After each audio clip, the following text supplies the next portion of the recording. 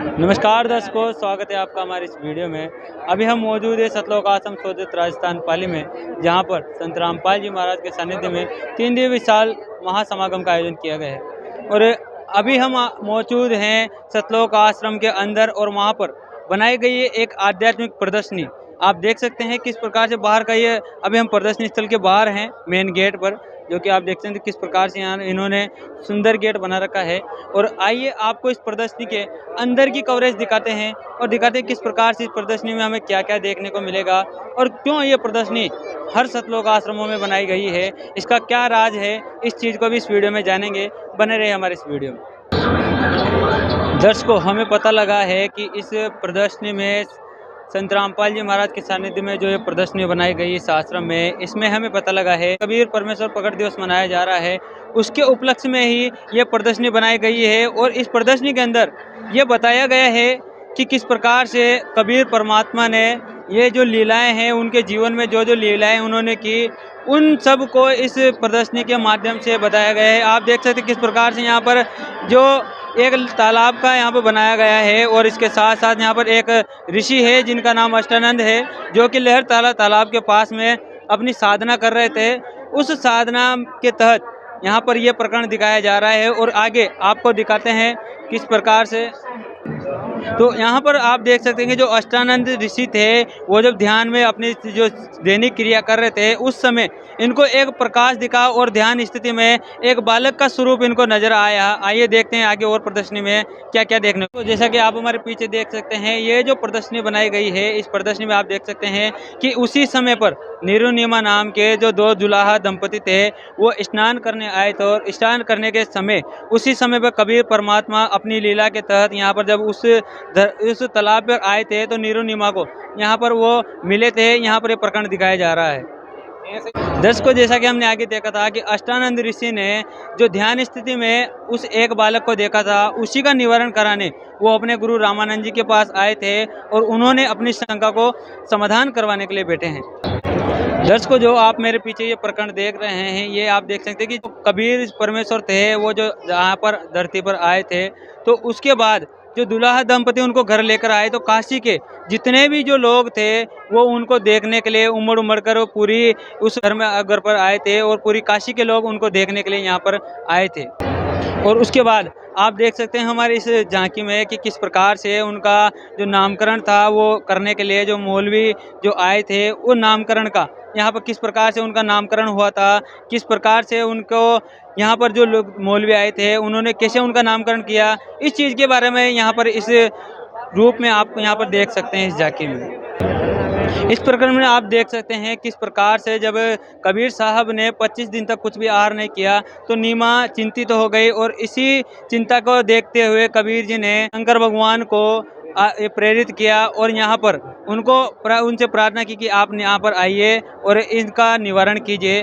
और किस प्रकार से आप देख सकते हैं, उन्होंने जब कबीर साहब को जब अपने उनके चरणों में रखने का प्रयास किया, तो वो हवा में उनके सिर के लेवल पर हवा में वहाँ पर आ चुके हैं। और आप इस प्रकरण में देख सकते हैं कि जैसे ही उन्होंने यहाँ पर समाधान बताया कि किस प्रकार से उनकी परवरिश होगी, तो उन्होंने कहा था कि आप एक कंवारी गाय लाए हैं,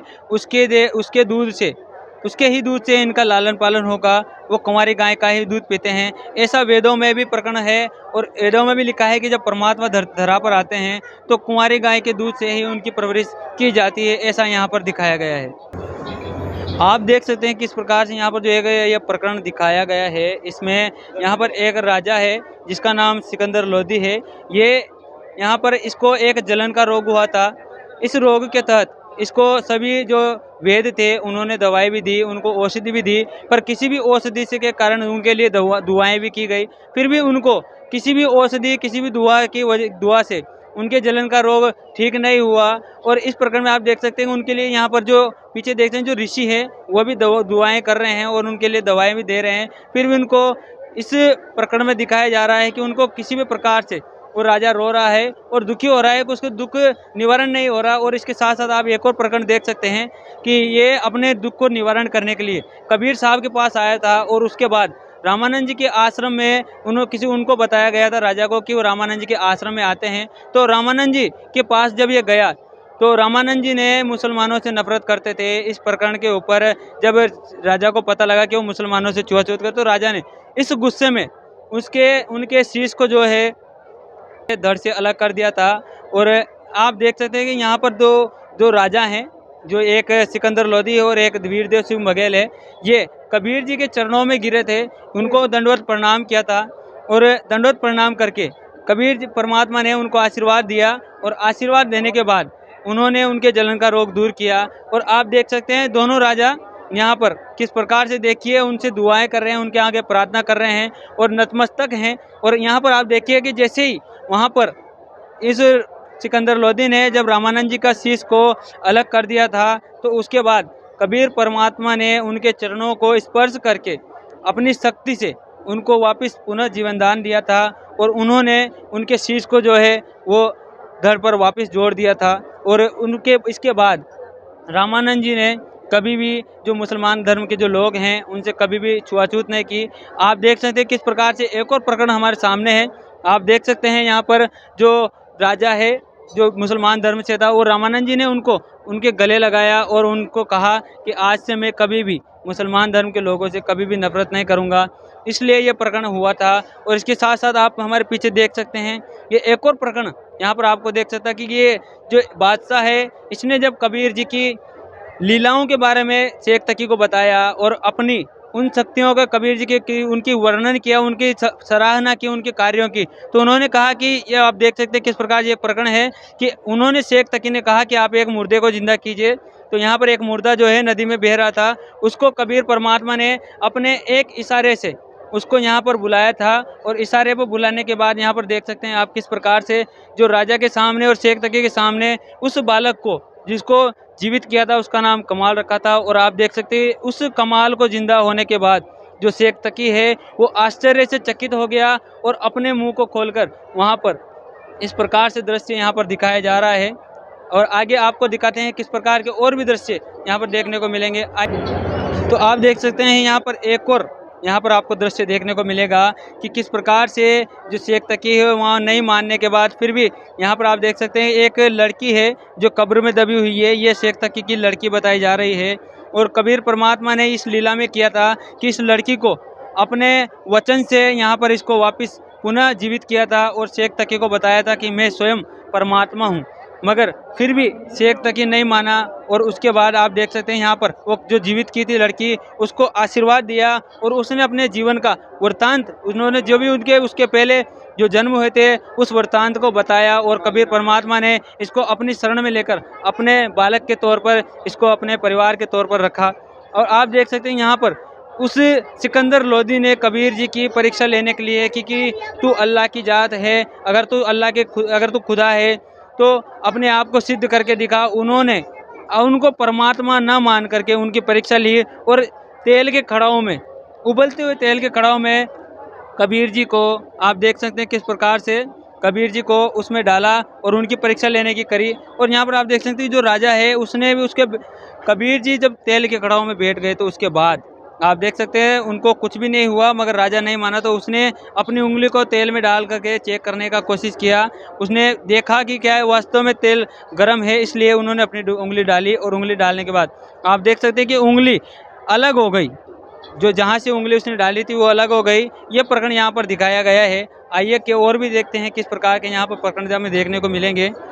आप देख सकते हैं जो उंगली उसकी तेल के अंदर जो हो गई थी, ख़त्म हो गई थी, उसको कबीर परमात्मा ने अपने शक्ति से पुनः वापस वैसा ही कर दिया और राजा को आशीर्वाद देकर वापस होश में लेके आए। और यहाँ पर सभी देख कर के जो जनता थी वो उसको देख कर के आश्चर्य में पड़ गए और कबीर जी के जयकारे लगाने लग गए। मगर शेख तकी जो है वो आप देखिए किस प्रकार से वो आश्चर्यचकित हो गया कि ये कबीर परमात्मा है।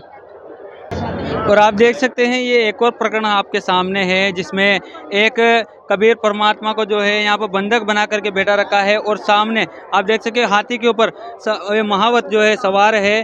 और आप देख सकते हैं उसको उनके ऊपर हाथी से कुचलने का प्रयास किया जा रहा है। और आप यहाँ पर आप देख सकते हैं किस प्रकार से कबीर जी ने अपने रूप को सिंह रूप किया और हाथी को डरा करके महावत को डरा करके भगा दिया। और साथ ही उसकी आप देख सकते लीड करता हुआ कहा जाता है कि हाथी लीद करता हुआ यहाँ से भाग गया और महावत को यहाँ से गिरा दिया गया।